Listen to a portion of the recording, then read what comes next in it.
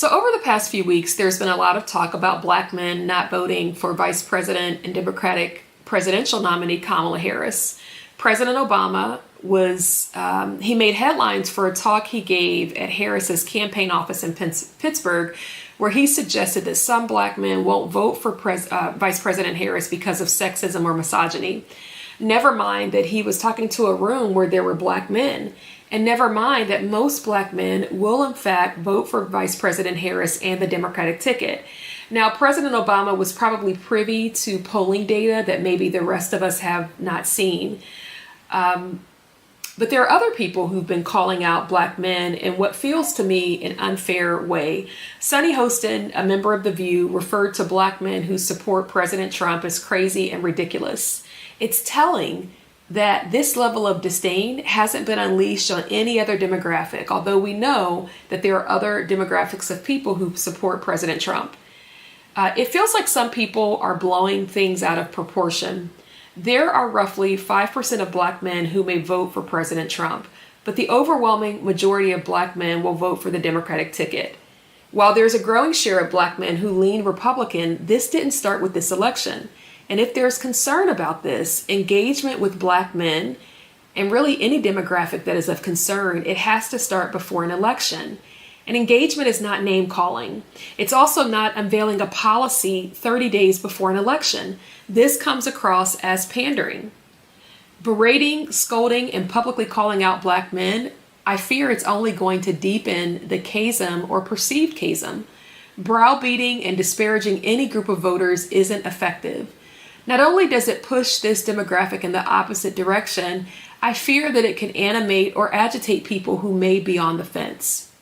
The other problem that I have with making the election about the defection of black men is that black men, again, are not the only demographic of people who are considering President Trump. And I don't even think it's the overwhelming majority of black men. I think it is a small share.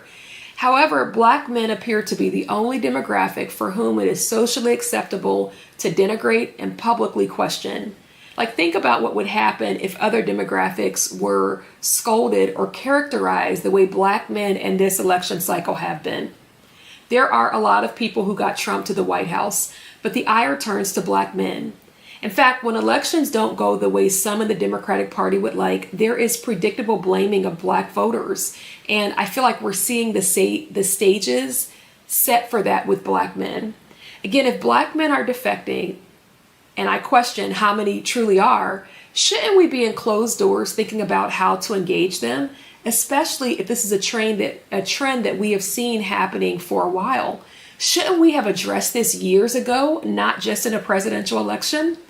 Instead, all I see is bullying people and online taunts, but lashing out at any group of people because they're not doing what you want them to do, or you perceive they're not going to do what you want them to do. It's not helpful in the immediate or the long term. By the way, I feel similarly about this as I do about the way that we characterize black voters who don't vote in every election cycle. Don't get me wrong, voting is the linchpin of democracy, and our ancestors would want us to participate in every election cycle. I also know that there are a host of grassroots groups in states across the country who spend considerable time on voter turnout. But when black people or persons living in poverty don't vote, there are a host of terms that, political folks use to erase their humanity. One is low propensity voters. I think if people aren't voting, we should think about the voting policies in respective states. There's an overlap between turnout and voter-friendly policies such as same-day voter registration, paid time off in order to vote, extensive early voting windows, sufficient polling place resources. If you look at the states that are really progressive in terms of voting policies, you're likely to see higher turnout in those areas.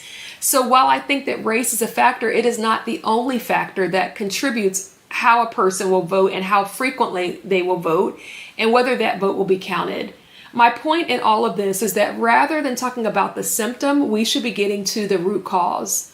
We will never win people to our side by telling them that they're stupid, that they're ridiculous, or that they're sexist.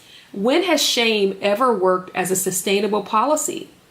Shame pushes people into silence and secrecy, and that's not helpful for anyone. If this content has been helpful, please be sure to like, subscribe, and share.